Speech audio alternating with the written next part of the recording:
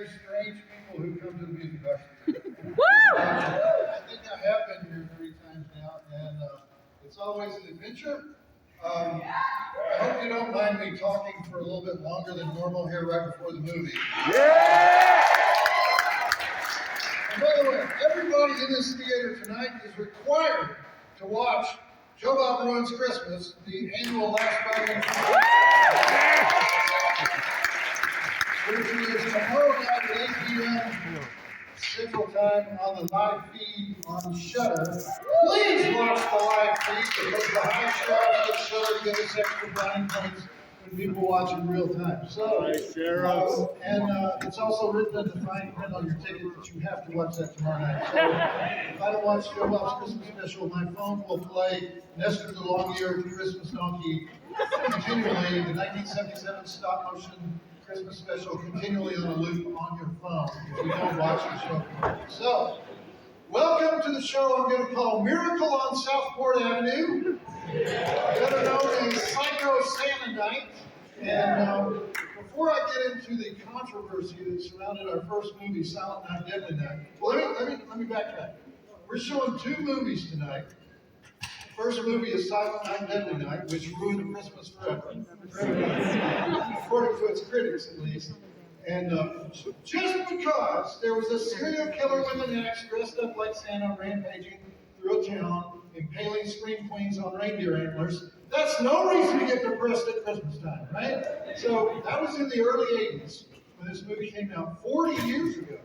But then in 2005, a filmmaker came along who said, no, I don't think Silent Night, Deadly Night went far enough. What if Santa really is a serial killer? What if the real Santa is really a serial killer? And that's our second movie tonight, Santa's Sleigh. That's all which is it's one of Darcy's favorite movies. She's the one that got me to watch it for the first time. So, and Darcy the Mail Girl is here tonight.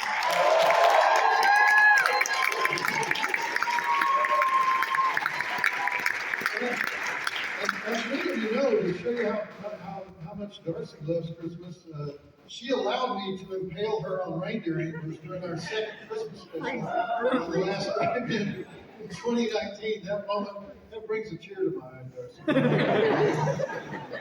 But before I get into the Psycho Santas that we will be celebrating tonight, I want to go back to the year 300. And I know you were all waiting for that, the 4th century. I know I was going to talk about the 4th century tonight. But look a little more closely at Nicholas the Wonder Worker, more commonly called Nicholas, Bishop of Myra, Myra being a city on the southern Mediterranean coast of Turkey, today called Dimre. St. Nicholas. St. Nicholas is the patron saint of children, but he's also the patron saint of thieves, sailors, brewers, and pawnbrokers. So early in his life, he chopped down a tree possessed by a demon. Now, I believe if you examine that story closely, it will reveal that St. Nicholas believed in dryads, nymphs who take the form of trees. And in the most famous story that they have attributed to the real St. Nicholas, is that he drops 3 bags of gold coins through the window of a house occupied by 3 virgins so that they would not have to go into prostitution. In other words, he gave them enough money that they could pay a dowry so they could get married.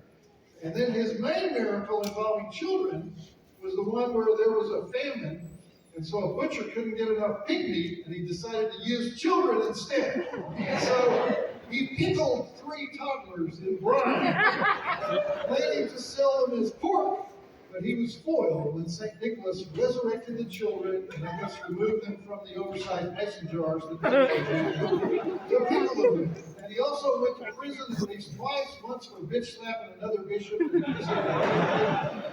And so Nicholas was a busy guy and kind of a demented guy, and he was known for secret gift giving, namely the stealth money that he provided for the teen virgins so they wouldn't have to go into prostitution.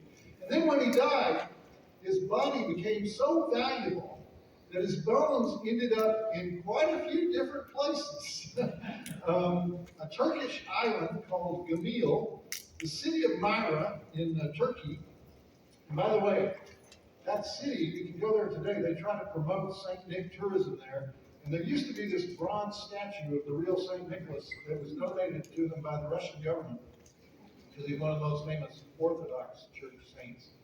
But the mayor of Myra replaced it with a plastic red-suited Santa Claus because he said that was easier for tourists to understand. And then most of St. Nicholas's remains were stolen from that church in Turkey in the 11th century and moved to a church in the city of Bari in Italy. And by the way, some of those bones were loaned out to a church in Moscow in 2017, and more than 1 million people lined up to see one of St. Nicholas's ribs. But anyway, back in medieval times, some sailors from Venice also robbed some of the bone fragments out of the church in Bari. Bari is on the Adriatic south of Venice. And they put them in a church in Venice. And then the Orthodox monks in Bari realized that every time somebody stole some of St. Nick's bones, his myth grew larger and they made more money. And so it was a good thing. And so they started giving away the bones as souvenirs. So 800 years after his death, they're slicing up what's left of St. Nick and sending them off to be venerated in various places. So some of the bones ended up in Noron, France, which is in Normandy. They ended up in the Abbey of Watten in Flanders. They ended up in the seaport of Port in France, which changed the name of their town to St. Nicholas as soon as they got the bones there. There are parts of St. Nick in Istanbul, in Rome. The Vatican has his hand, one of his hands.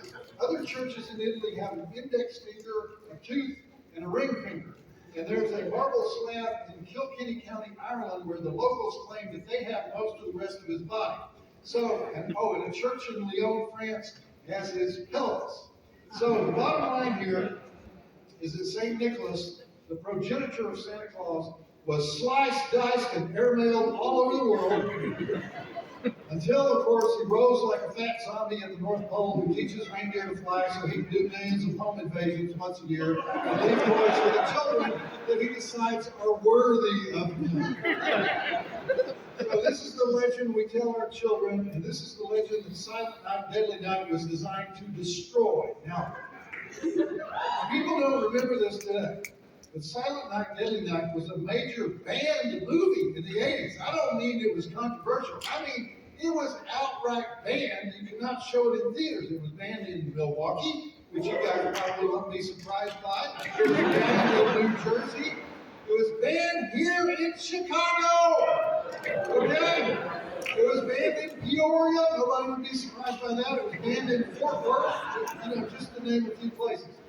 It came out in 1984. And as most of you know, it was the story of little Billy dressing up in his Santa Claus suit and going over to the St. Mary's Catholic Orphanage to kill all the orphans with a meat axe. Okay, for some reason, the National Organization of PTAs did not like that. It came out the same day as A Nightmare on Elm Street, November 9th, 1984.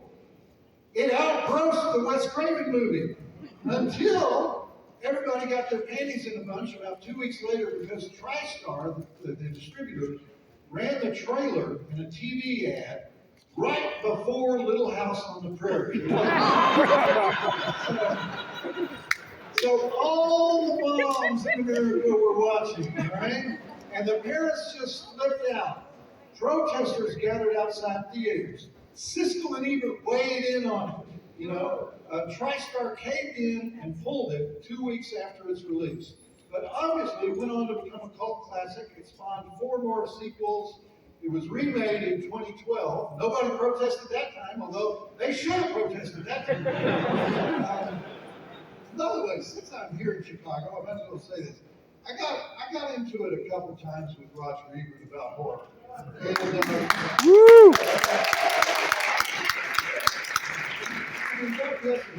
And about exploitation films in general. And I know he's revered here, and he's the only film critic who ever won the Pulitzer Prize. But he had the mind of a censor. He went after I Spit on Your Grave, which was also, protested here, big protest in Chicago.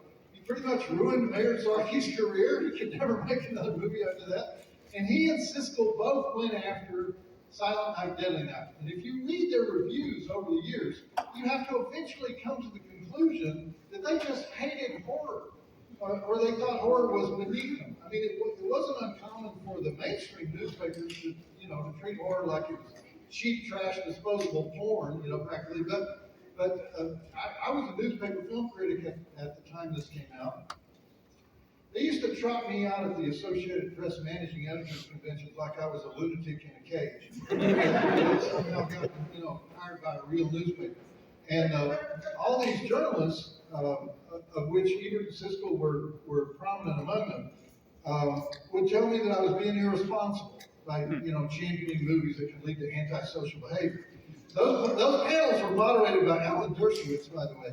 So, who was developing a lunatic career of his own, So, but anyway, that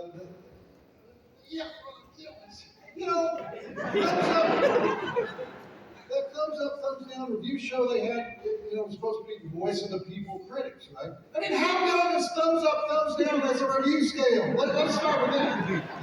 At least I had 8 levels of quality if you count half stars, They had a thing against horror. So anyway, they were among the leading moral crusaders, making sure Silent Night, Deadly Night got removed from theaters. I think they stood out in front of the theater as a stunt, Siskel and Ebert repeatedly dogpiled on the movie. They hated it. Siskel called it sick, sleazy, and mean-spirited, and it did get removed from theater. And they were proud of themselves. But since when does a film critic think you should ban anything, right? So I say to you today, Chicagoans, ye of Midwestern rectitude, decry your renegade critics. They are barbarians amongst you. So, anyway, the producer of Silent Night, Deadly Night, a guy named Ira Barmack, was really pissed at TriStar. He had these 2 great weeks of great box office, and then they ruined it. And so he was also kind of offended that he'd been raked over the coals by Ian Siskel and Ebert. So anyway, he got the movie back from TriStar. He made a quickie deal with them to get all the rights back from TriStar. And he gave it to a company called Aquarius Releasing. And they re-released it in the spring of 1985, so like 4 months later. And it did okay, but it was kind of too late at that point. But then in 1986, Live Entertainment, you remember Live Entertainment? Anybody remember Live Entertainment? They released it on video, and it did really, really well on video. So thank God for home video. It saved so many movies in the 80s, including this movie. Silent Night, Deadly Night is not big budget, but it was made by the low-budget division of a big-budget studio, TriStar, meaning it had enough money. It was directed by Charles E. Sellier, the creator of The Life and Times of Grizzly Adams. He later disavowed the film rather loudly. He said he did it as a favor to somebody, and he just ran as fast as he could to get away from that controversy. But it was filmed in a little Mormon town in Utah called Heber City, population about 4,000. So it was a location shoot, and it was a 32-day shoot, which is long for a horror flick. So the original Silent Night, Deadly Night kicks off with crazy grandpa terrorizing little apple-cheeked Billy by telling him Christmas Eve is, quote, the scariest damn night of the year, and that Santa will punish him. And the next thing, Psycho Santa robs a store and then murders Daddy and rapes and murders Mommy, while a traumatized Billy hides in the bushes. And little Billy is sent to a Catholic orphanage where one of the nuns wants to get him therapy, but Mother Superior decides to beat it out of him instead and tells him if he's not a good boy, Santa will be mean to him. So, of course, little Billy becomes clinically Santaphobic. And then it jumps to 17-year-old Billy working at a toy store, and he's doing okay until he has to fill in for Santa, and he sees the girl he likes get molested by a coworker, and that, of course, is no. And pretty soon, Billy's making like G.I. Joe and turning people into Tinker Toys. So, sure, we've seen it before, but have we seen it with a naked Linnea Quigley impaled on reindeer antlers? I think not. Woo! Let's look at those driving totals. We have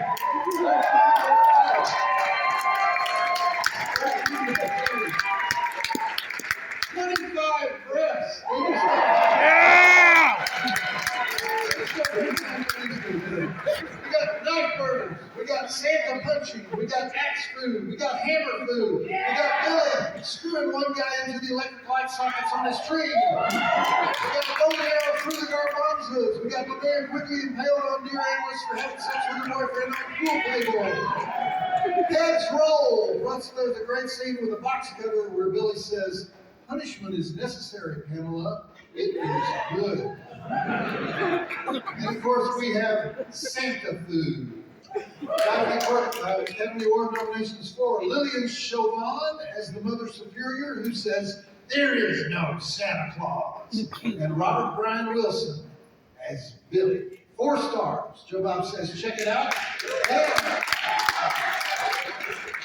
And if anything about this movie offends you, do not stay for the second movie.